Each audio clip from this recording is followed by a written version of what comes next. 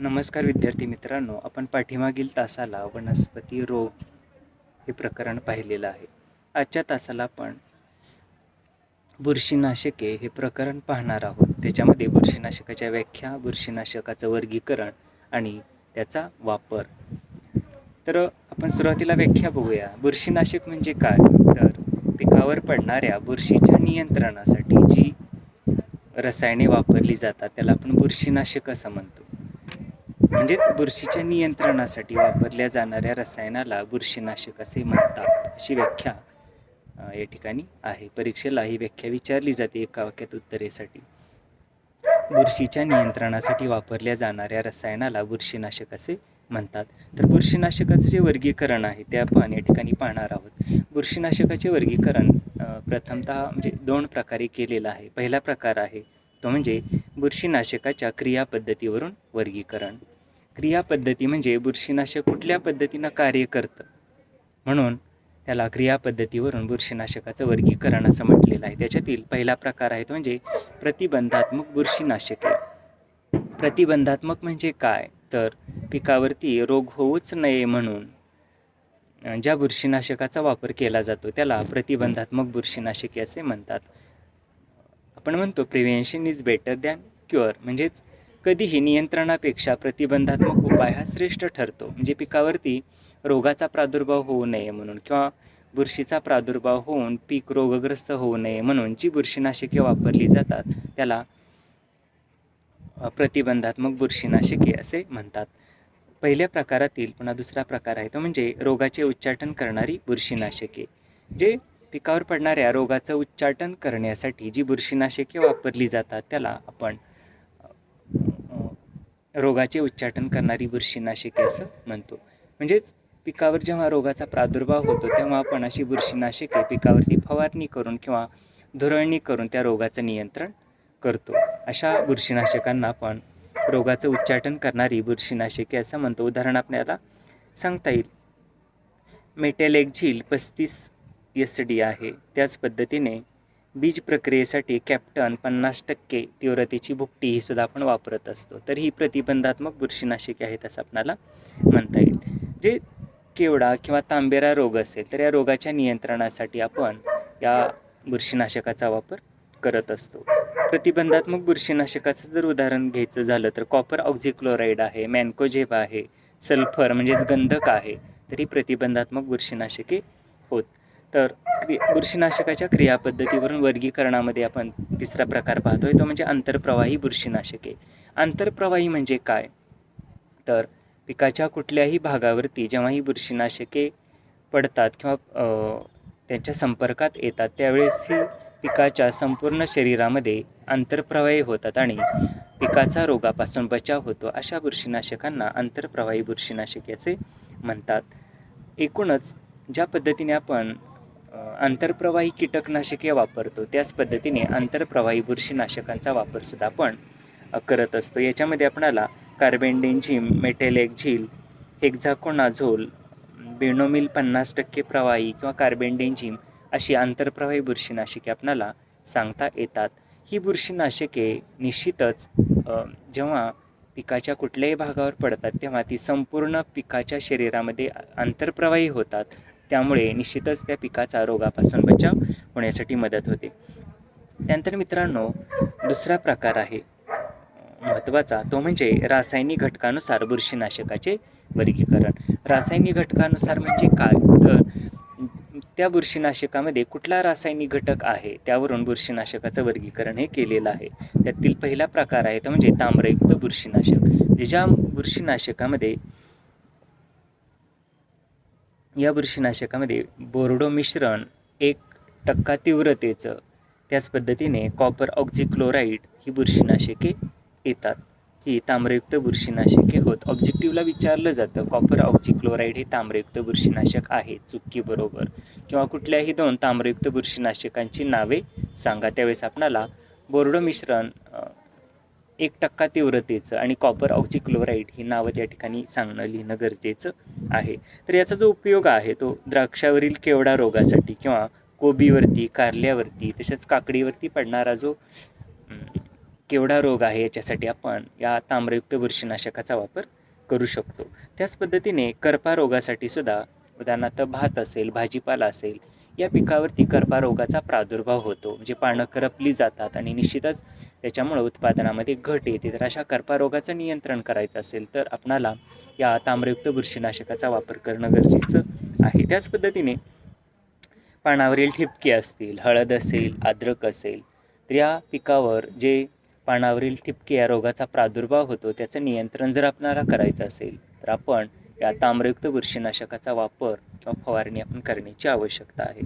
त्यानंतर मित्रांनो, रासायनिक घटकानुसार या वर्गीकरणामध्ये दुसरा जो प्रकार आहे तो म्हणजे गंधकयुक्त बुरशीनाशके. गंधकयुक्त याच्यामध्ये निश्चितच 300 मेश गंधक भुकटी, 80% प्रवाही गंधक या किंवा सेंद्रिय गंधक या गंधकाच्या प्रकारांचा समावेश होतो. या गंधकाचा वापर करून आपण पिकावरील रोगाचं नियंत्रण किंवा उच्चाटन करू शकतो. साधारणतः बीज प्रक्रियेसाठी आपण 300 मेश गंधक भुकटी बियाला चोळून त्याची जेव्हा पेरणी करतो त्यावेळेस पिकावरती रोगाचा प्रादुर्भाव होत नाही. उदाहरणार्थ आपल्याला सांगता येईल आंबा, द्राक्षे या पिकावर जेव्हा भुरी रोगाचा प्रादुर्भाव होतो त्यावेळेस आपण गंधकाची भुकटी त्यावरती धुराळून या भुरी रोगाचं नियंत्रण करू शकतो. ऑब्जेक्टिव्हला विचारलं जाईल भुरी रोगाच्या नियंत्रणासाठी कुठल्या प्रकारचे बुरशीनाशक किंवा रोगनाशक वापरलं जातं, तर गंधक भुकटी 300 मेश तीव्रतेची हे उत्तर त्या ठिकाणी लिहिणं अपेक्षित आहे.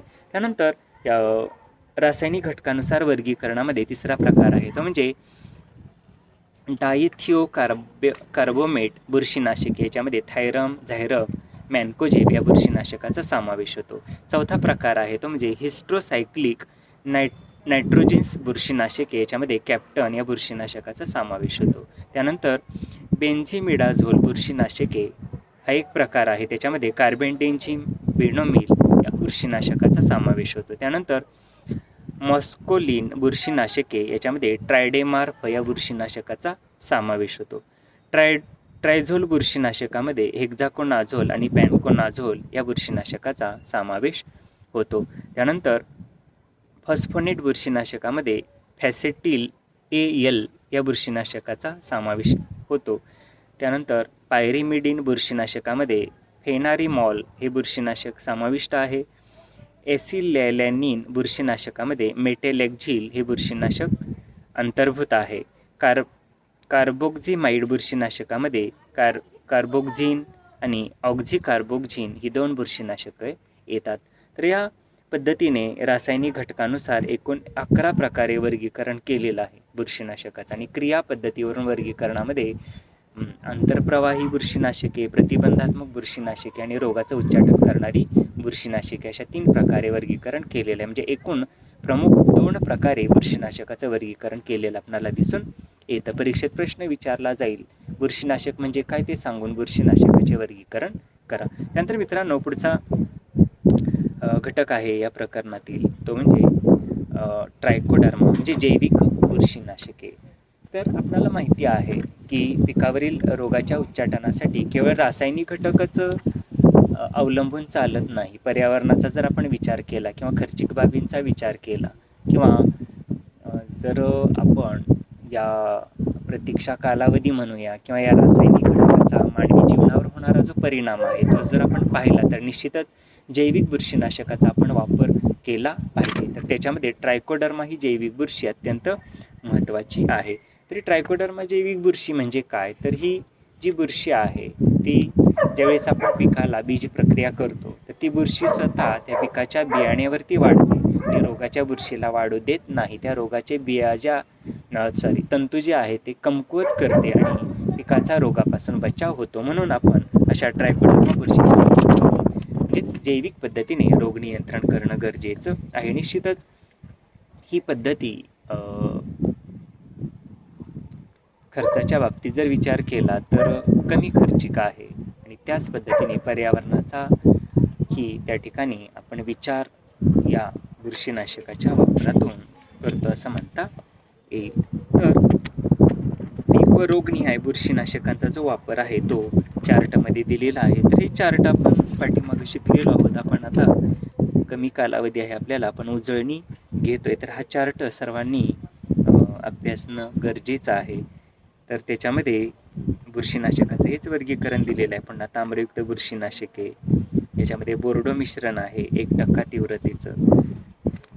त्याच पद्धतीने त्याचा कुठल्या पिकावरती आपण वापर करायचा, कुठल्या रोगावरती वापर करायचा, तेही या कॉलममध्ये दिलेलं आहे. त्यानंतर कॉपर ऑक्झिक्लोराईड आहे 50 WP. त्यानंतर गंधक आहे, गंधकामध्ये 300 mg गंधक भुकटी आहे, 80% तीव्रतेचं गंधक आहे. त्याच पद्धतीने सेंद्रिय गंधक आहे, त्याच्यामध्ये थायरम, झायरम, मॅन्कोझेब, कॅप्टन इत्यादीचा समावेश होतो. तसंच आंतरप्रवाही बुरशीनाशके सुद्धा खाली दिलेली आहेत.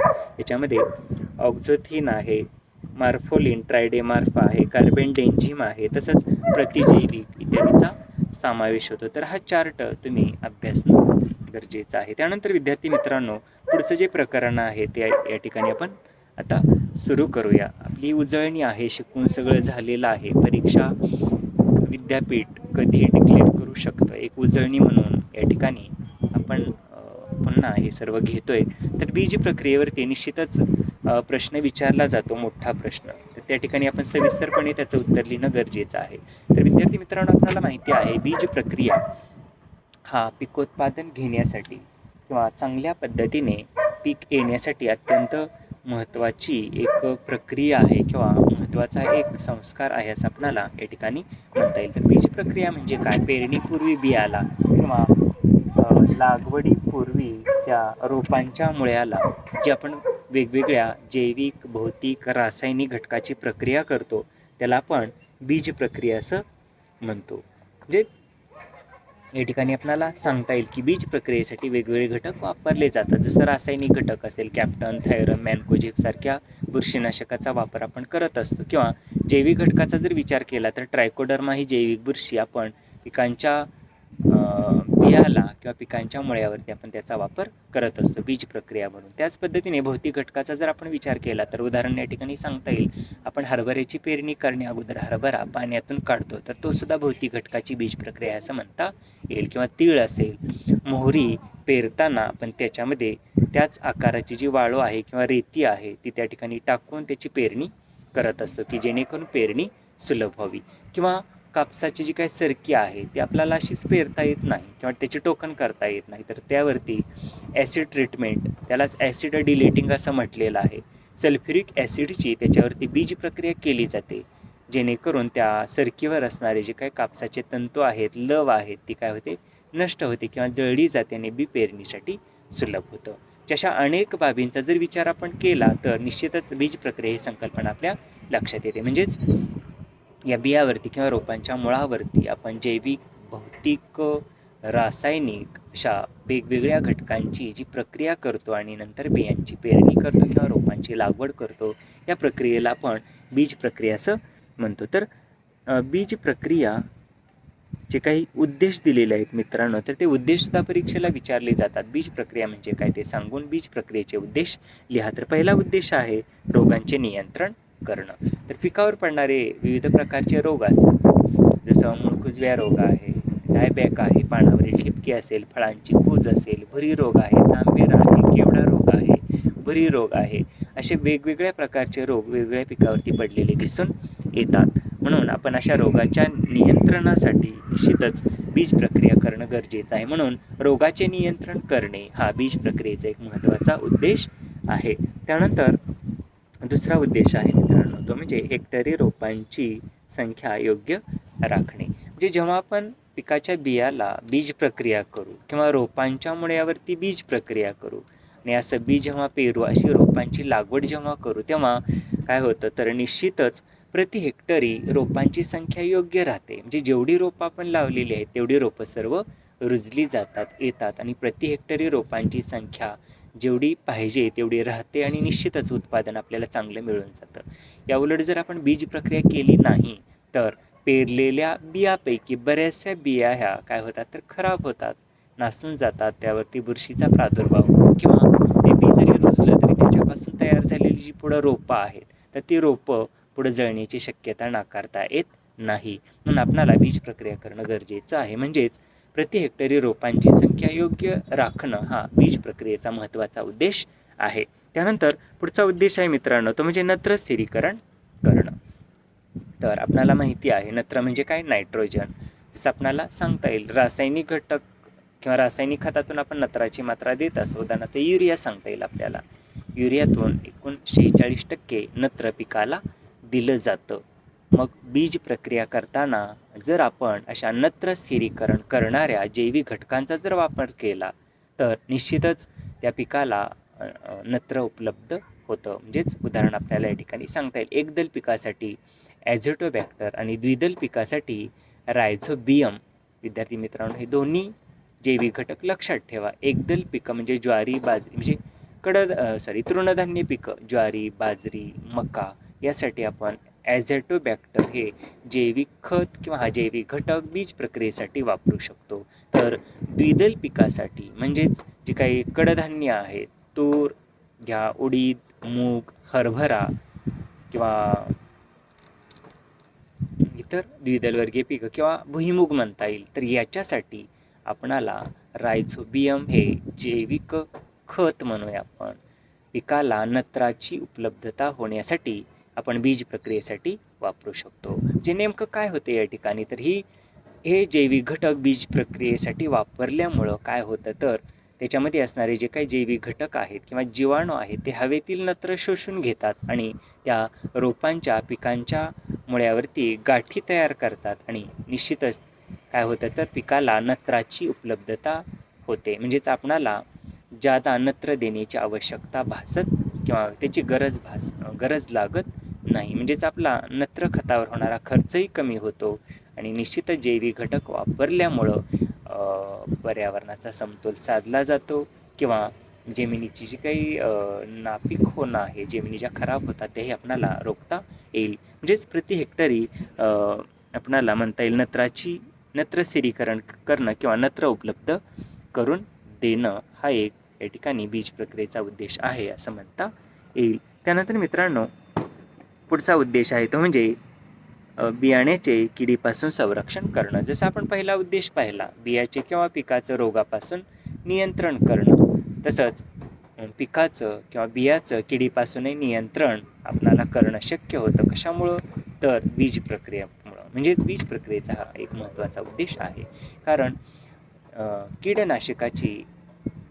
कीटकनाशकाची बीज प्रक्रिया जेव्हा आपण बियाण्याला करतो, असं बी निश्चितच किडी त्याला खात नाहीत, म्हणजे आपोआप बियाचं संरक्षण होतं. म्हणजेच या ठिकाणी आपल्याला म्हणता येईल बियाचं किडीपासून संरक्षण झालं. याच्यासाठी आपणाला बीज प्रक्रियेची गरज आहे, आवश्यकता आहे असं या ठिकाणी मित्रांनो म्हणता येईल.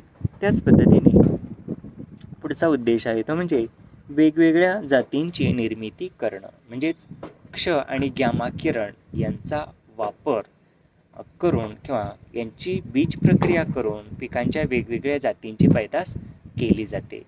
जे वेगवेगळी संकरित सुधारित वाण तयार करण्यामध्ये बीज प्रक्रियेचा एक महत्त्वाचा वाटा आहे असं आपणाला म्हणता येईल. विद्यार्थी मित्रांनो, लक्षात ठेवा ऑब्जेक्टिव्हसाठी क्ष आणि गॅमा किरण याचा उपयोग पिकांचे वेगवेगळ्या वाण किंवा जाती निर्माण करण्यासाठी बीज प्रक्रियेसाठी केला जातो. ऑब्जेक्टिव्हला विचारलं जाईल. म्हणजेच या ठिकाणी वेगवेगळ्या जातींची निर्मिती करणं हा बीज प्रक्रियेचा उद्देश आहे. त्यानंतर पुढचा उद्देश आहे मित्रांनो तो म्हणजे पीक पक्व होण्याचा कालावधी कमी करणं. म्हणजेच वेगवेगळ्या घटकांची जेव्हा आपण बीज प्रक्रिया करत असतो तर त्याच्यामुळं काय होतं, तर पिकाची वाढ चांगली होते, पिकामध्ये जोम येतो आणि निश्चितच पीक पक्व होण्याचा कालावधी कमी होतो. म्हणजेच काय, तर लवकर त्या पिकाची वाढ होऊन चांगल्या पद्धतीनं त्याला फुलं येणं, फळधारणा होणं, फळपक्व होणं, या सर्व क्रिया ह्या निश्चितच चांगल्या पद्धतीने लवकर पूर्ण होतात. म्हणजेच पीक पक्वतेचा कालावधी हा कमी होतो. कशामुळं, तर बीज प्रक्रियेमुळं. म्हणून बीज प्रक्रियेचा हा एक महत्त्वाचा उद्देश आहे असं आपल्याला या ठिकाणी म्हणता येईल. तसंच बियाणे पेरणीसाठी सुलभ करणं हा सुद्धा एक महत्त्वाचा बीज प्रक्रियेचा उद्देश आहे. आपल्याला माहिती आहे की सर्व किंवा बी पेरताना वेगवेगळ्या प्रकारच्या अडचणी येत असतात. उदाहरणार्थ मगाशी आपण उदाहरण घेतलेले आहेत. म्हणजेच बीज प्रक्रिया केल्यामुळं पेरणीसाठी बियाणं सुलभ होतं. उदाहरणार्थ सांगितलं की कापसाचं जे बी आहे तर ते आपणाला तसंच त्याची टोकन किंवा पेरणी करता येत नाही, कारण त्याच्यावरती कापसाची लव असते, धागे असतात, त्याच्यामुळे ते आपणाला ते पेरता येत नाही. त्यावेळेस सल्फ्युरिक ॲसिडची बीज प्रक्रिया करून ते कापसाचे जे तंतू आहेत ते जाळले जातात म्हणूया आपण, किंवा ते नष्ट केले जातात आणि बी गुळगुळीत होऊन निश्चितच असं बी नंतर आपल्याला पेरणीसाठी सुलभ होतं, सहज त्याची पेरणी करता येते. त्याच पद्धतीने मगाशी उदाहरण घेतलं की तीळ असेल किंवा मोहरी यासारखं जे काही लहान आकाराचं बिया असतात, तर त्याची पेरणी आपणाला अशी सहज करता येत नाही. ते चाड्यातून किंवा पापडीच्या चाड्यातून सोडताना ते काय होतं, तर जास्त बी सुटलं जातं आणि निश्चितच ते दाट उगवतं आणि अशा दाट उगवलेल्या बियांची किंवा रोपांची वाढ चांगली होत नाही आणि निश्चितच उत्पादन आपल्याला मिळत नाही. मग यावेळेस काय केलं जातं, तर त्या तीळ आणि मोहरी हे पेरताना त्या बियाच्या आकाराची रेती किंवा बारीक माती वाळू त्याच्यामध्ये मिसळली जाते आणि पेरणी केली जाते, जेणेकरून काय होतं, तर विशिष्ट अंतरावरती ते बी पडण्यासाठी सोयीस्कर होतं किंवा पडतं आणि निश्चितच पेरणी सुलभ झाली असं म्हणता येईल. म्हणजेच प्रति हेक्टरी बियाणं योग्य त्या ठिकाणी योग्य राहण्यासाठी मदत होते आणि पेरणी सुलभ होते. म्हणून आपण या ठिकाणी बीज प्रक्रियेचा हा उद्देश आहे असं म्हणता येईल, पेरणी सुलभ करणं. त्यानंतर मित्रांनो पुढं चार्ट दिलेला आहे, तो आपण या ठिकाणी अभ्यासलेला आहे. तर तो म्हणजे वेगवेगळी पिके व त्यावर केली जाणारी वेगवेगळ्या बुरशीनाशके, जीवाणू संवर्धकाची व इतर बीज प्रक्रिया. तर या ठिकाणी आपण हे अभ्यासलेला आहे, चार्ट आहे, तो या ठिकाणी मी फोटोमध्ये टाकणार आहे.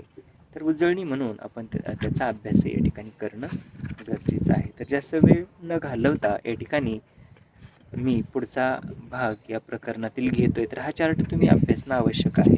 या प्रकरणातील शेवटचा भाग आहे तो म्हणजे बीज प्रक्रिया करताना घ्यावयाची काळजी. तर याच वर्षी परीक्षेला हा प्रश्न विचारलेला होता, बीज प्रक्रिया म्हणजे काय ते सांगून बीज प्रक्रियेचे उद्देश आणि बीज प्रक्रिया करताना घ्यावयाची काळजी विशद करा किंवा लिहा. तर निश्चितच हा घटक अत्यंत महत्त्वाचा आहे. तर पहिली काळजी आहे विद्यार्थी मित्रांनो बीज प्रक्रिया करताना घ्यावयाची ती म्हणजे बीज प्रक्रिया करताना प्रथम म्हणजे सुरुवातीला बुरशीनाशक किंवा कीटकनाशकाची बीज प्रक्रिया करावी आणि त्यानंतर ती प्रक्रिया झाल्यानंतर त्यावरती जैविक घटकांची बीज प्रक्रिया केली पाहिजे. म्हणजे हा क्रम लक्षात ठेवा. ऑब्जेक्टिव्हला विचारलं जातं चुकी बरोबरसाठी किंवा एका वाक्यात उत्तरेसाठी बीज प्रक्रिया करतानाचा क्रम, म्हणजे अगोदर कशाची बीज प्रक्रिया करावी आणि नंतर त्या बियावर कुठल्या घटकाची बीज प्रक्रिया करावी. तर अगोदर कीटकनाशके, बुरशीनाशके यांची बीज प्रक्रिया करावी आणि त्यानंतर जैविक घटकाची बीज प्रक्रिया करावी. उदाहरणच जर सांगायचं झालं तर आपल्याला कॅप्टन या रासायनिक बुरशीनाशकाची जर बीज प्रक्रिया आपण करत असू बियावरती, तर अगोदर हा रासायनिक घटक घ्यावा, म्हणजे कॅप्टन घ्यावा अगोदर आणि नंतर त्या बियाला अलगदपणे पाणी त्याच्यावरती शिंपडून नंतर त्याच्यामध्ये कॅप्टन टाकून हळूवारपणे ते आपण त्या बियाला चोळणं गरजेचं आहे आणि त्यावरती आपण नंतर जैविक घटकाची बीज प्रक्रिया करणं आवश्यक आहे. म्हणजे ॲझोटोबॅक्टर असू द्या, रायझोबियम असू द्या किंवा आपणाला ट्रायकोडर्मा या जैविक रोग नियंत्रण करणाऱ्या बुरशीची जर बीज प्रक्रिया करायची असेल तर ती आपण नंतर करू शकतो. क्रम लक्षात ठेवा, अगोदर कीटकनाशके किंवा बुरशीनाशके आणि नंतर जैविक घटकाची बीज प्रक्रिया केली पाहिजे. ही एक आपण बीज प्रक्रिया करताना घ्यावयाची काळजी अत्यंत महत्त्वाची आहे. त्यानंतर पुढची काळजी आहे मित्रांनो ती म्हणजे बीज प्रक्रिया केलेले बियाणे आपण सावलीत सुकवायचे आहेत. तर अर्धा तास हे बियाणं सावलीत आपण सुकवणं गरजेचं आहे. जेव्हा आपण ह्या वेगवेगळ्या घटकांची बीज प्रक्रिया करतो बियावरती हळूवारपणे, तेव्हा ते बी सावलीला आपण थोडा वेळ अर्धा तास सुकू देणं गरजेचं आहे. ते उन्हामध्ये कदापिही वाळू घालू नये किंवा जास्त वेळही वाळवू नये. तर ही एक काळजी आपण घेण्याची आवश्यकता आहे. त्यानंतर बुरशीनाशके, कीटकनाशके जीवाणू खतात एकत्र मिसळू नाहीत. म्हणजेच आपण बीज प्रक्रिया करताना ही काळजी घेणं अत्यंत गरजेचं आहे. रासायनिक कीटकनाशके असतील किंवा रासायनिक बुरशीनाशके असतील आणि जैविक घटक असेल तर हे कदापि एकत्रित करून त्याची एकदाच बीज प्रक्रिया करू नये, हे आपण टाळलं पाहिजे. तर अगोदर या रासायनिक घटकाची म्हणजे बुरशीनाशक किंवा कीटकनाशकाची बीज प्रक्रिया करा आणि नंतर थोड्या वेळाने सुकल्यानंतर जैविक घटकाची त्यावरती बीज प्रक्रिया करणं गरजेचं आहे. म्हणजे एकत्रित बीज प्रक्रिया आपण करू नये ही एक काळजी घेणं गरजेचं आहे. त्याच पद्धतीने बीज प्रक्रिया करताना बियाची साल टर्फल निघणार नाही ही एक आपण काळजी घेतली पाहिजे. उदाहरणार्थ ज्या बियाचं टर्फल जे नाजूक असतं तर टर्फल नाजूक असतं अशा बियावरती बीज प्रक्रिया करताना आपण निश्चितच काळजी घेतली पाहिजे, कारण ते टर्फल निघाल्यानंतर बी उगवणार नाही आणि निश्चितच काय होईल तर प्रति हेक्टरी रोपांची संख्या कमी राहून उत्पादनामध्ये घट येऊ शकते. म्हणून आपण ही एक काळजी घेण्याची आवश्यकता आहे. जे टर्फल निघणार नाही ही काळजी घ्यावी.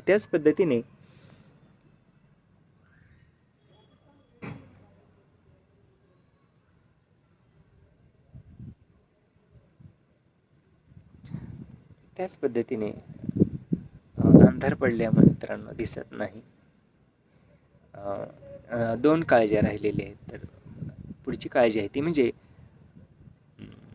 बीज प्रक्रिया करताना आपण अगोदर जी बीज प्रक्रिया करतोय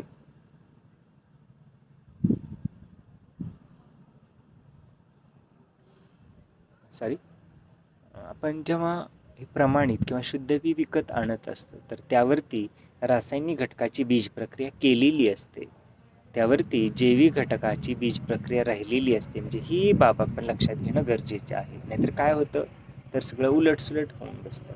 आपण पुन्हा रासायनिक घटकाची बीज प्रक्रिया करतो किंवा ते जैविक जी काही बुरशी असते किंवा ट्रायकोडर्मा बुरशी असेल त्याची पिशवी तशीच त्या बॅगमध्ये राहून जाते किंवा आपण टाकून देतो. जे हे असं न करता आपण निश्चितच ती बीज प्रक्रिया करणं गरजेचं आहे. त्याच पद्धतीने शेवटचा घटक आहे, शेवटचे दोन आणखीन काळजी आहे ती म्हणजे बीज प्रक्रिया केलेलं जे धान्य आहे, बिया आहे त्या आपण खाण्यासाठी वापरू नये किंवा जनावरांसाठी त्याचा वापर करू नये, कारण त्याच्यातून विषबाधा होऊ शकते. आणि शेवटचा घटक आहे तो म्हणजे धुरीजन्य बीज प्रक्रिया किंवा ॲसिड डिलेटिंग म्हणजेच ॲसिडची बीज प्रक्रिया. अशा ज्या काही बीज प्रक्रिया आहेत थोड्याशा अवघड बीज प्रक्रिया असतात तर त्या मार्गदर्शकांच्या साह्याने आपण करणं गरजेचं आहे. की अशा प्रकारे आपण या ठिकाणी या प्रकरणाचा आढावा घेतलेला आहे. बीज प्रक्रिया व्याख्या, बीज प्रक्रिया करण्याचे उद्देश, त्याच पद्धतीने वेगवेगळ्या पिकावर केल्या जाणाऱ्या रासायनिक जैविक घटकांच्या बीज प्रक्रियेचे चार्ट आणि शेवटचा घटक म्हणजे बीज प्रक्रिया करताना घ्यावयाची काळजी. तर आपण या ठिकाणी थांबूया. काही अडचण असेल तर विचारत चला, अभ्यास करा. परीक्षा कधी होऊ शकते. धन्यवाद. नमस्कार विद्यार्थी मित्रांनो, आपण आज GFC या विषयातील पहिलं प्रकरण पाहणार आहोत. पाठीमागील तासाला आपण याच्यावरती चर्चा केलेली आहे.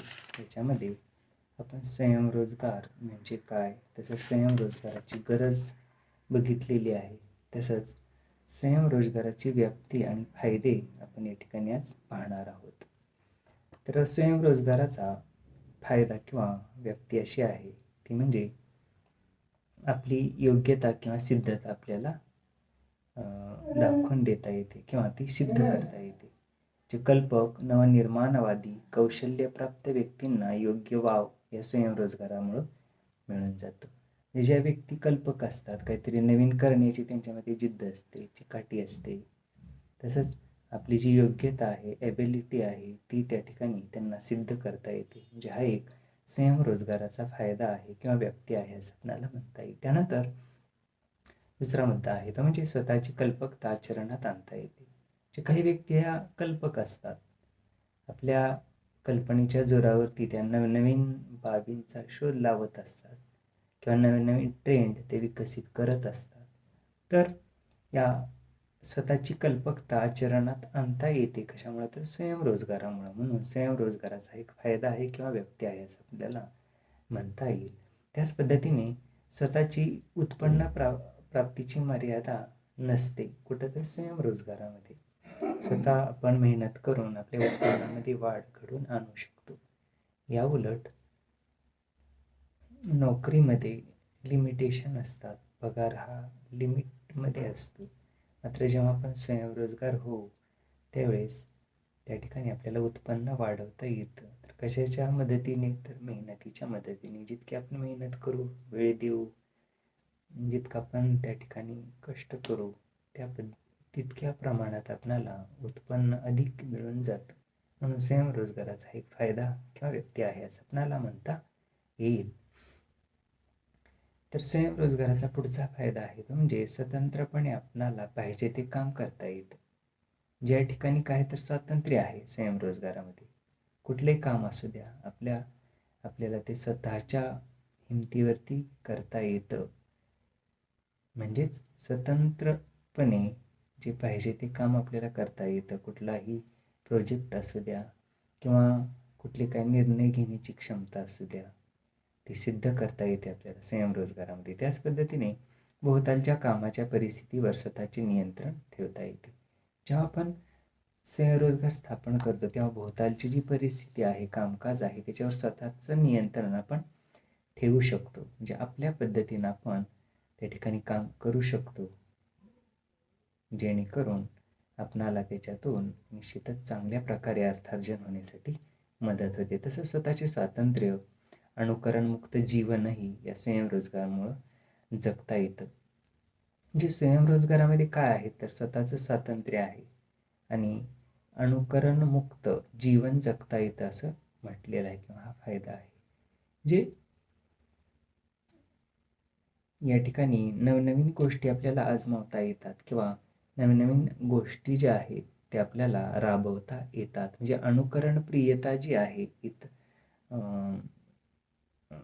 नोकरीमध्ये म्हणूया आपण, अनुकरण असतं जे ठराविक ढाचा, ठराविक पद्धतीचं ते काम ते त्या पद्धतीनं करत राहावं लागतं. परंतु स्वयंरोजगारामध्ये नवनवीन गोष्टी आजमावता येतात. नवनवीन गोष्टीचं चॅलेंज आपल्याला त्या ठिकाणी स्वीकारता येतं. म्हणजे हा स्वयंरोजगाराचा फायदा आहे किंवा व्यक्ती आहे असं आपल्याला म्हणता येईल. त्याच पद्धतीने स्वयंरोजगारामुळं इतरांनाही व्यवसायाच्या संधी मिळून जातात किंवा इतरांनाही रोजगार प्राप्ती होते. हा स्वयंरोजगाराचा फायदा किंवा व्यक्ती आहे. जेव्हा आपण स्वयंरोजगार स्थापन करतो, एखादा उद्योग व्यवसाय सुरू करतो, एखादी सेवा आपण सुरू करतो, त्याच्यामुळे इतर अनेक आसपासच्या लोकांनाही रोजगाराच्या संधी निर्माण होतात किंवा त्यांनाही त्या ठिकाणी निश्चितपणे नोकरी मिळून जाते, रोजगार त्यांना प्राप्ती होत असते. हे स्वयंरोजगाराचा फायदा किंवा व्यक्ती आहे असं आपणाला म्हणता येईल. त्याच पद्धतीने बेरोजगारीची समस्या निर्मूलन करण्यासाठी स्वयंरोजगाराचं महत्त्व आहे किंवा फायदा आहे किंवा ती एक व्यक्ती आहे असं आपल्याला म्हणता येईल. हे जेव्हा सर्वांनी जर ठरवलं की आपण स्वयंरोजगार करूया, त्याच्यामुळं काय होतं तर बेरोजगारी दूर होते.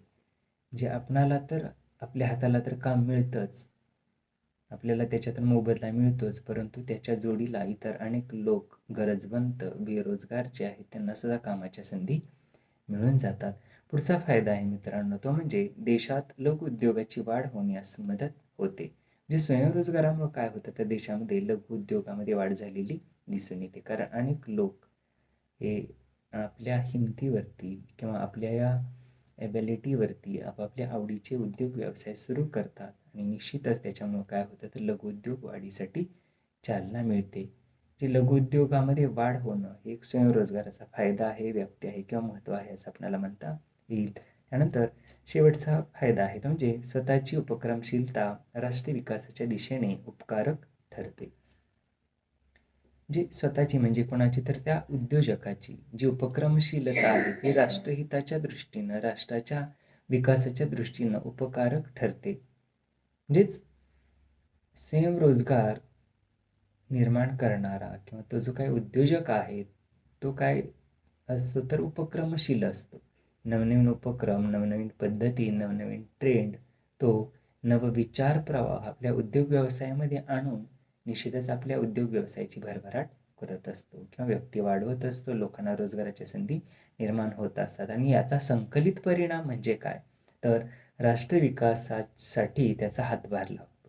जे दरडोई उत्पन्नामध्ये वाढ होते, त्या उद्योग व्यवसायातून निर्माण होणाऱ्या सेवा किंवा निर्माण होणाऱ्या वस्तू याच्यातून लोकांच्या गरजा भागल्या जातात आणि निश्चितच लोकांचं जीवनमान उंचावतं, लोकांचं दरडोई उत्पन्नामध्ये वाढ होते आणि निश्चितच राष्ट्रीय उत्पन्न वाढलेलं हे आपल्याला दिसून येतं. म्हणजे असे वेगवेगळे स्वयंरोजगाराचे फायदे आपल्याला सांगता येतात किंवा त्यालाच स्वयंरोजगाराची व्याप्ती असंही म्हटलेलं आहे. त्यानंतर स्वयंरोजगाराचे तोटे किंवा मर्यादा आपण या ठिकाणी पाहूया. म्हणजे जशा स्वयंरोजगाराचे फायदे आपण पाहिले तसेच काही स्वयंरोजगाराचे थोडेफार तोटे सुद्धा आपल्याला या ठिकाणी अभ्यासासाठी दिलेले आहेत. पहिला तोटा म्हणजे सर्व बाबतीत जोखीम स्वीकारावी लागते. जोखीम म्हणजे काय तर जबाबदारी. म्हणजे स्वयंरोजगार आपण आपल्या हिमतीवरती सुरू करत असतो. कुठलाही उद्योग व्यवसाय आपल्या हिमतीवरती आपण चालू करत असतो.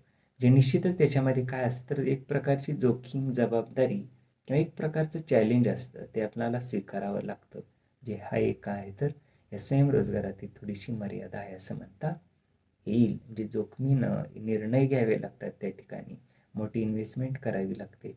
जे ही एक थोडीशी स्वयंरोजगाराची मर्यादा आहे असं आपल्याला म्हणता येईल. त्यानंतर अमर्याद वेळेपर्यंत काम करावे लागते किंवा कामाच्या वेळा ह्या निश्चित स्वरूपाच्या नसतात. हे एक स्वयंरोजगाराची मर्यादा आहे. म्हणजे स्वयंरोजगार म्हणजे आपला उद्योग व्यवसाय जो आपण टाकलेला आहे तर त्याच्यामध्ये वेळेचं बंधन नसतं. ही एक मर्यादा आहे. म्हणजे काम अधिक असेल तर रात्रंदिवस काम करावं लागतं. इतर नोकरीसारखं ते नाही. ठराविक वेळ थांबणं, आपलं सेवा देणं आणि आपल्या घरी परत जाणं. मात्र स्वयंरोजगारामध्ये तसं नसतं. काम खूप असेल रात्रंदिवस ते अंगावर घेऊन काम करावं लागतं. ते काम पूर्ण केल्याशिवाय त्या ठिकाणी आपल्याला गत्यंतर नसतं. कारण ती सर्वस्वी जबाबदारी ही आपली स्वयंरोजगार स्थापन करणाऱ्या त्या उद्योजकाची असते असं आपल्याला म्हणता येईल. एकूणच अमर्याद वेळेपर्यंत स्वयंरोजगारामध्ये आपल्याला काम करावं लागतं. म्हणजेच आपण टाकलेल्या उद्योगामध्ये, आपण उभारलेल्या व्यवसायामध्ये आपल्याला खूप श्रम करावं लागतं किंवा अधिक वेळ द्यावा लागतो. ही एक थोडीशी मर्यादा आहे असं आपल्याला म्हणता येईल. तसंच भविष्याची उत्पन्न प्राप्तीची खात्री नसते. उत्पन्न निश्चित नसते. आता स्वयंरोजगार आहे तो उत्पन्नाची खात्री भविष्य काळामध्ये निर्माण होईल किंवा तशीच राहील असं सांगता येत नाही. कारण उद्योग व्यवसायामध्ये कधी तेजी मंदी चालत असते. मग याचा अंदाज आपल्याला बांधता येत नाही. म्हणजे ही एक जोखीम आहे. आपण एवढी मोठी इन्व्हेस्टमेंट करतो, उद्योग व्यवसाय उभारतो, परंतु शासकीय ध्येयधोरण असतील किंवा लोकांचे ट्रेंड बदलणं किंवा लोकांच्या आवडीनिवडी बदलतात. नैसर्गिक आपत्ती याचा सुद्धा धोका आपल्या उद्योग व्यवसायाला येऊ शकतो. म्हणजे हे एक प्रकारे काय आहे तर भविष्य काळामध्ये उत्पन्नाची शाश्वती किंवा निश्चिती या स्वयंरोजगारामध्ये नसते असं आपल्याला म्हणता येईल. बरेच वेळा मोठ्या प्रमाणावर उत्पन्नही मिळतं आणि बऱ्याच वेळा स्लॅक सीझन किंवा बऱ्याच वेळा विना उत्पन्न किंवा कमी उत्पन्न आपणाला या स्वयंरोजगारातून मिळालेलं दिसून येतं. म्हणजे हे एक स्वयंरोजगाराची मर्यादा आहे असं आपल्याला म्हणता येईल. त्याच पद्धतीने सुरुवातीच्या काळात आर्थिकदृष्ट्या नेहमीच चणचण भासते. जेव्हा आपण स्वयंरोजगार स्थापन करतो तेव्हा सुरुवातीला आपणाला बऱ्याच गोष्टी माहिती नसतात. पैशाचा विनियोग असेल किंवा तिथलं व्यवस्थापन असेल किंवा फायदा तोटा जो आहे तो किती इन्व्हेस्टमेंट झाली, परतावा किती मिळाला, जे या गोष्टी कळण्यासाठी थोडासा कालावधी जावा लागतो. म्हणजे सुरुवातीच्या काळामध्ये आपणाला आर्थिकदृष्ट्या नेहमीच चणचण भासते. कारण सर्व ह्या बाबी खर्चिक झालेल्या असतात. जागा, वीज, भागभांडवल उभारणं, कच्चा माल आणणं, इमारत उभारणं, लोकांच्या नियुक्त्या, त्यांचे पगार, जे सगळ्या ह्या ज्या बाबी आहेत त्या खर्चिक बाबी सुरुवातीला असतात. म्हणून स्वयंरोजगाराची एक मर्यादा आहे असं आपल्याला म्हणता येईल. त्यानंतर व्यापक जबाबदाऱ्या पडतात. तर स्वयंरोजगारामध्ये किंवा आपण जेव्हा रोजगार निर्मितीचा प्रकल्प उभारतो, उद्योग उभारतो त्यावेळेस काय होतं तर व्यापक जबाबदाऱ्या अंगावरती पडतात. कारण आपण एक उद्योजक आहोत त्यामुळे आपल्याला सर्व विभागातील कामकाज बघावं लागतं. आर्थिक बाबी, सर्व व्यवस्थापन, आयात निर्यात असेल, जाहिरात विभाग असेल, अशा अनेक गोष्टीवरती फायदा तोटा, भांडवल उभारणी अशा अनेक गोष्टी आपल्याला त्या ठिकाणी पाहाव्या लागतात. म्हणून हे काय तर एक प्रकारच्या व्यापक जबाबदाऱ्या आहेत असं आपल्याला म्हणता येईल. म्हणून स्वयंरोजगाराची एक मर्यादा आहे. सतत काम, श्रम यामुळे कुटुंबाकडे दुर्लक्ष होतं. तर स्वयंरोजगारातील हा एक मर्यादा आहे. आपण उद्योग उभारलेला असतो त्यामुळं रात्रंदिवस त्या ठिकाणी मेहनत करतो, आपण वेळ देतो. त्यामुळं काय होतं तर कुटुंबाकडे दुर्लक्ष होऊ शकतं. आपण इन्व्हेस्टमेंट केलेली असते त्याच्यातून आपल्याला परतावा हवा असतो, अधिकाधिक उत्पन्न मिळण्याच्या ओघामध्ये किंवा लालसेपोटी म्हणूया आपण काय करतो तर त्याच्यामागं धावत असतो. त्याच्यामुळं कुटुंबाकडं वेळ द्यायला आपल्याला मिळत नाही, आपलं लक्ष राहत नाही, त्याच्यामुळे निश्चितच तोटे संभवू शकतात. त्याच पद्धतीनं पुढची मर्यादा आहे ती म्हणजे व्यक्ती सतत भांडवल उभारणी, कच्च्या मालाची उपलब्धता, विक्री, कामगारांचे पगार इत्यादीच्या विवंचनेत मग्न असतो. जे आपण स्वयंरोजगार जेव्हा आपण उभारतो किंवा एखादा उद्योग जेव्हा आपण उभारतो तेव्हा एक प्रकारची चिंता आपल्या मनामध्ये असते.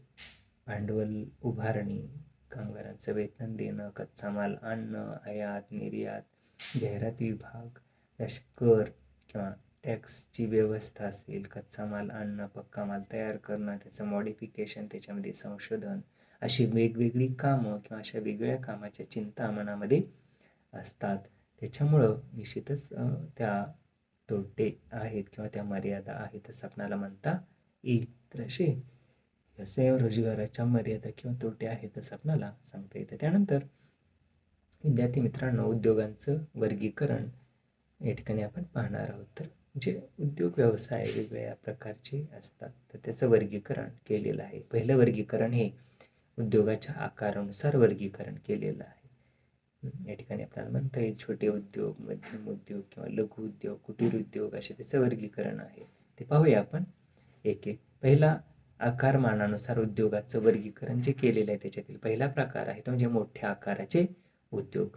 जे या ठिकाणी या उद्योगाचं आकारमान कसं असतं तर मोठं असतं आणि हे उद्योग उभारणीसाठी 100 कोटीपेक्षा जास्त प्रमाणात स्थिर भांडवल किंवा स्थिर स्वरूपाची गुंतवणूक झालेली असते.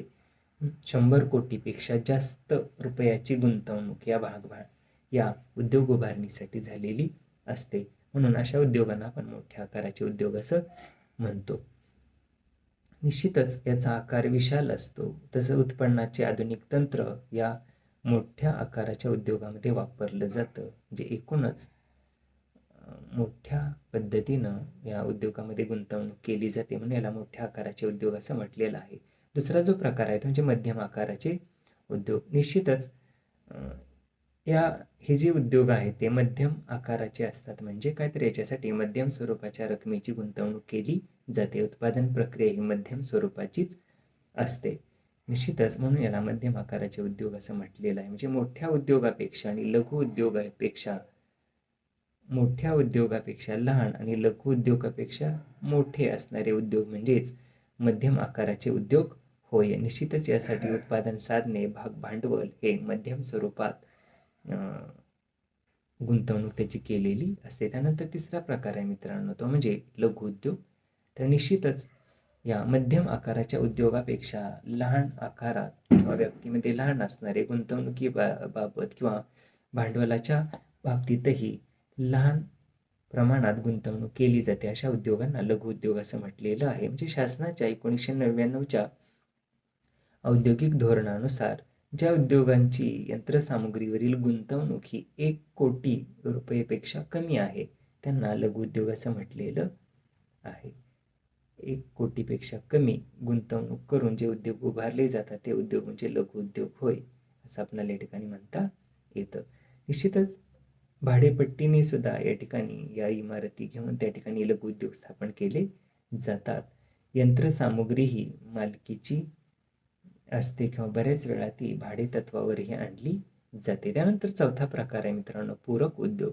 जे मोठ्या उद्योगाला पूरक म्हणून जे उद्योग उभारले जातात त्याला आपण पूरक उद्योग असं म्हणतो. निश्चितच 1991च्या आर्थिक धोरणानुसार ज्या उद्योगामध्ये संयंत्र व यंत्रसामुग्रीवरील गुंतवणूक ही 75 लाखापेक्षा कमी आहे त्याला पूरक उद्योग असं आपण म्हणतो. एकूण वार्षिक उत्पादनापैकी 50% उत्पादन हे इतर मोठ्या मध्यम उद्योगांच्या उत्पादनासाठी वापरलं जातं. अशा उद्योगांना पूरक उद्योग असं म्हटलेलं आहे. म्हणजेच थोडक्यात मध्यम आणि मोठ्या उद्योगासाठी या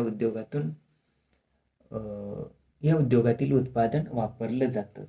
अशा उद्योगांना आपण पूरक उद्योग असं म्हटलेलं आहे. आणि गुंतवणुकीचा जर विचार केला तर 75 लाखापेक्षा कमी गुंतवणूक करून असे पूरक उद्योग उभारले जातात. त्यानंतर पुढचा प्रकार आहे मित्रांनो छोटे उद्योग. 1997च्या धोरणानुसार आबिद हुसेन समितीच्या शिफारशीनुसार शहरी व ग्रामीण भागाच्या उद्योगामध्ये संयंत्र व यंत्रसामुग्रीवरील गुंतवणूक ही 25 लाखापेक्षा कमी असते. अशा उद्योगांना छोटे उद्योग असं म्हटलेलं आहे. जे या उद्योगासाठी लागणारी संयंत्रे, उपकरणे किंवा यंत्रसामुग्री या सर्वांची किंमत म्हणूया आपण किंवा या सर्वासाठी केलेली गुंतवणूक ही 25 लाखापेक्षा कमी असते. असे उद्योग हे छोट्या उद्योगामध्ये मोडतात. त्यानंतर ग्रामीण उद्योग, जे निश्चितच ग्रामीण भागामध्ये उभारले जाणारे आणि ग्रामीण भागातूनच कच्चा माल ज्या उद्योगांना पुरवठा होत असतो त्याला आपण ग्रामीण उद्योग असं म्हणतो. निश्चितच या ठिकाणी या उद्योगामध्ये मानसी 15,000पेक्षा भांडवल गुंतवणूक जास्त नसते. त्यानंतर पुढचा प्रकार आहे कुटीर उद्योग, जे पूर्णतः किंवा अंशतः कारागिरांच्या कुटुंबियाच्या मदतीने हे उद्योग चालविले जातात. त्याला कुटीर उद्योग म्हणतो. म्हणजे अल्प काळासाठी लोक हे उद्योग सुरू करत असतात आणि त्यामुळं काय होतं तर लोकांच्या कुटुंबाला चांगल्या प्रकारे अर्थार्जन मिळण्यासाठी मदत होते. जे घरगुती श्रम आणि आसपास मिळणारा कच्चा माल यावरती हे उद्योग सुरू असतात. घरातील जे काही सर्व मंडळी आहेत ते मिळून हा उद्योग सुरू करतात. त्यालाच कुटीर उद्योग असं म्हटलेलं आहे. निश्चितच शेतावर आधारित सुद्धा प्रामुख्याने हे उद्योग सुरू असतात, ते म्हणजे कुटीर उद्योग होय. त्यानंतर सेवा उद्योग हा 8वा प्रकार आहे मित्रांनो. ज्या उद्योगामध्ये निश्चितच 5 लाखापर्यंत इन्व्हेस्टमेंट किंवा आर्थिक गुंतवणूक केली जाते अशा उद्योगांना सेवा उद्योग असं म्हटलेलं आहे. निश्चितच अशा उद्योगातून लोकांसाठी आवश्यक असणाऱ्या सेवा सुविधा उपलब्ध करून दिल्या जातात. त्याला सेवा उद्योग असं म्हटलेलं आहे.